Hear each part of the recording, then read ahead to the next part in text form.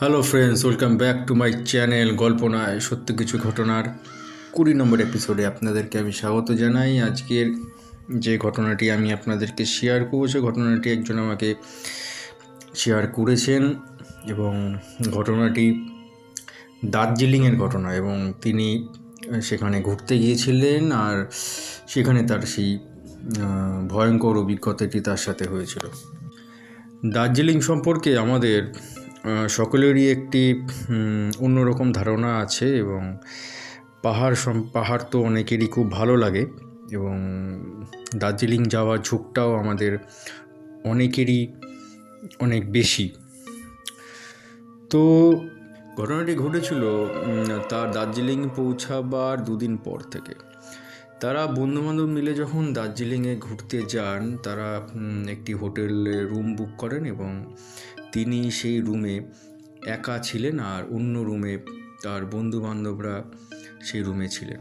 তো উনি সচরাচর সবার সাথে বেড শেয়ার করতে চান না এবং সেই কারণে তিনি সেই রুমটিতে একা ছিলেন এবং অন্য রুমে যেখানে তার বন্ধুবান্ধব ছিল সেখানে তাদের সাথে আড্ডা মেরে তিনি রাত্রিবেলা নিজের রুমে চলে আসতেন।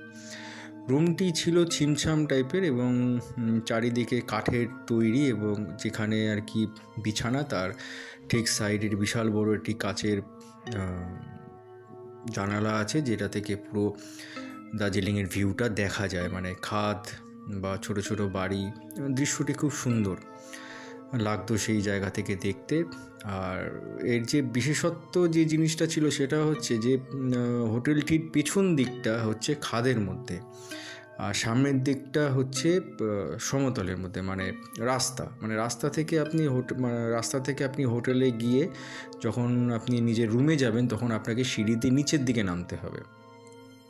তো যাই হোক, তিনি যখন প্রথম দিন তো তার সাথে সেরকম কোনো কিছু ঘটেনি, তিনি শুয়ে পড়েছিলেন এবং সেকেন্ড দিন যখন তিনি বিছানায় শুলেন তখন তার একটি অদ্ভুত অনুভব হয় যে ঘরের মধ্যে কেউ একজন আছে এবং কে আছে বা কী আছে সেটা তিনি ঠিক ওইভাবে বুঝতে পারছিলেন না, কিন্তু তার মনে হচ্ছিল যে কেউ একজন আছে যার উপস্থিতি তিনি বুঝতে পারছেন।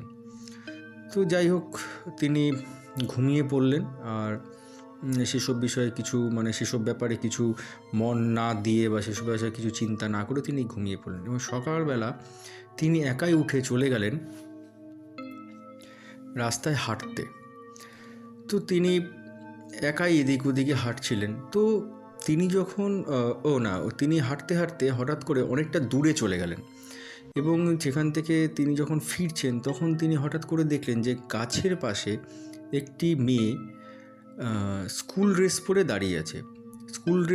দাঁড়িয়ে আছে বলতে হচ্ছে ব্লু কালারের স্কার্ট আর হোয়াইট কালারের শার্ট পরে, দুদিকে দুটো বেনুনি ঝুলছে। মেয়েটা দাঁড়িয়ে আছে গাছের পাশে এবং তার দিকে তাকিয়ে আছে। তিনি ভাবলেন যে না, একটা বাচ্চা দাঁড়িয়ে আছে অত সকাল তখন বাজে প্রায় ধরুন 9টা বাজে, হালকা কুয়াশা, খুব ঠান্ডাও দার্জিলিংয়ে তখন ছিল। সালটা 1998 সাল, খুব একটা ডেভেলপমেন্ট আশা করি সেখানে হয়নি। তো তিনিও সেটাকে ইগনোর করে আরেকটু আগিয়ে আসলেন। হাঁটতে তিনি একটি দোকানে চা খাবেন বলে দাঁড়ালেন।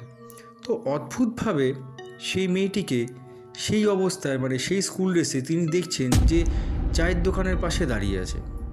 তিনি অবাক হয়ে গেলেন যে ব্যাপারটা কি হলো, মেয়েটিকে আমি ওখানে দেখলাম আবার মেয়েটিকে আমি চায়ের দোকানের পাশে দেখলাম। যাই হোক, তিনি চা খেলেন এবং চা খেয়ে সেখান থেকে হাঁটতে তিনি আরেকটু আগিয়ে যেতে লাগলেন এবং অদ্ভুত ব্যাপার, একটি রাস্তা ছিল, রাস্তাটা হচ্ছে মানে ডান দিক থেকে বাঁ দিকে বেঁকে তার হোটেলের দিকে যেতে হতো। তিনি লক্ষ্য করলেন যে সেই বাঁকটার মধ্যে, সেই বাঁকটার মধ্যে যেখানে আর কি খাদের ঠিক পাশে মেয়েটি সেরকমভাবে তার দিকে দাঁড়িয়ে তাকিয়ে আছে।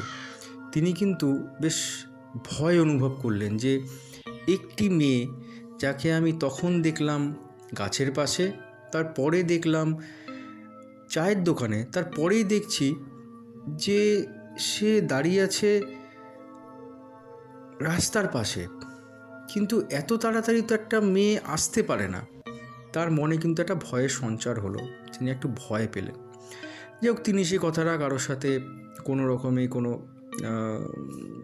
ডিসকাস করেননি এবং সেদিন রাত্রিবেলা তিনি খাওয়া দাওয়া করে বন্ধুদের বললেন, ঠিক আছে আমার খুব ঘুম পাচ্ছে, আমি শুতে গেলাম বলে তিনি শুতে গেলেন। ঘটনাটা ঘটলো সেদিন রাত্রিবেলা এবং তিনি অবাক হয়ে গেলেন যে তার সাথে যেই ঘটনাটি ঘটেছে আদৌ সেটা কি সত্যি, না আদৌ সেটা তার মনের ভুল। তিনি যখন শুলেন এবং কম্বল যখন তিনি মুড়ি দিলেন, তিনি অদ্ভুতভাবে দেখলেন তার পায়ের কাছে সেই মেয়েটি বসে আছে এবং সেরকমই স্কুল ড্রেস পরা। আর এখন অদ্ভুত একটা ব্যাপার, মেয়েটি তার দিকে দেখে হাসছে। তিনি তো ধরপড়িয়ে খাট থেকে শোয়া থেকে উঠলেন, উঠে কম্বলটা সরিয়ে যখনই তিনি ওই দিকে তাকালেন তখন দেখলেন মেয়েটা আর নেই। তো তিনি আবার ভাবলেন হয়তো এটা আমার চোখের ভুল, আমি মেয়েটাকে বারবার করে হয়তো দেখছি, সেই জন্য হয়তো আমার মাথায় সেটা গেঁথে বসে আছে। তিনি আবার শুয়ে পড়লেন। হঠাৎ করে তিনি দেখলেন যে খাটের তলা থেকে অদ্ভুত টাইপের কিছু আওয়াজ আসছে, কিন্তু খাটের তলায় কিন্তু কিছু নেই, কারণ তিনি যেদিন এসছিলেন তিনি সেদিন তার ব্যাগটা খাটের তলাতেই রেখেছিলেন এবং খাটের তলাতে রাখার সময় তিনি দেখেছিলেন যে খাটের তলায় কিন্তু কিছু নেই। হঠাৎ দেখলেন খাটের তলা থেকে অদ্ভুত একটা আওয়াজ আসছে, যেমন ধরুন কিছু নিয়ে কেউ ঠক ঠক করছে বা কিছু নিয়ে কেউ আছড়াচ্ছে এরকম। তিনি চট করে খাট থেকে নেমে যখন খাটের তলায় তিনি দেখলেন কেউ নেই, কিন্তু অদ্ভুতভাবে যখন তিনি খাটের তলা থেকে উঠে তিনি যখন খাটের দিকে তাকালেন তখন দেখছেন মেয়েটি খাটের ঠিক সেই জায়গায় বসে তার দিকে তাকিয়ে আছে এবং সে এতটাই সেই সময় ভয় পেয়ে যায়, এতটাই তিনি ভয় পেয়ে যান যে যিনি আর চিৎকার করতে পারছিলেন না, তার সারা শরীর অবশ হয়ে যায় এবং তিনি দেখলেন যে মেয়েটি ধীরে ধীরে আস্তে আস্তে সেই খাট থেকে নেমে তার চোখের সামনে দিয়ে বন্ধ দরজা দিয়ে বাইরে বেরিয়ে গেল। আর তিনি সেই জায়গাটায় দাঁড়িয়ে নির্বাক হয়ে পাথরের মতো দাঁড়িয়ে রইলেন। তারা কিছু করার ছিল না। তার প্রায় 1 থেকে 1.5 ঘন্টা পরে তার যখন হুঁশ আসে এবং তিনি যখন দরজা খুলে তার বন্ধুদের রুমে যান এবং তাদেরকে যখন জিনিসটা শেয়ার করেন, তারা তো অবাক হয়ে যান যে এরকম কোনো ভৌতিক ঘটনা বা অলৌকিক ঘটনা তার সাথে ঘটেছে।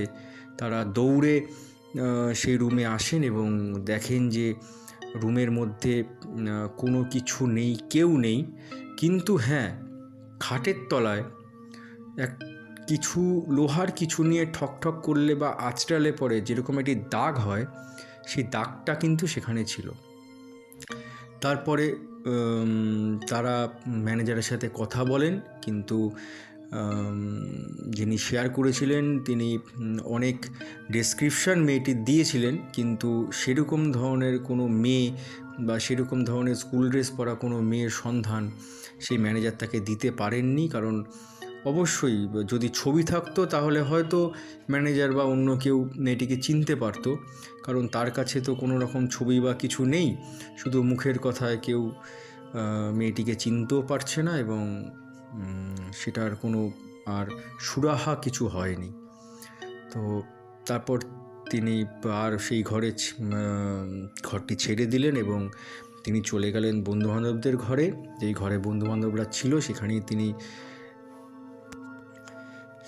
তিনি একসাথে রইলেন এবং সেখান থেকেই তিনি কলকাতায় ব্যাক করলেন। এবং তিনি এখনও, এত বছর হয়ে গেছে ঘটনাটি তার সাথে ঘটেছে, তিনি এখনও চিন্তা করেন যে তার সাথে সেই সময় কি হয়েছিল, তিনি কি দেখেছিলেন।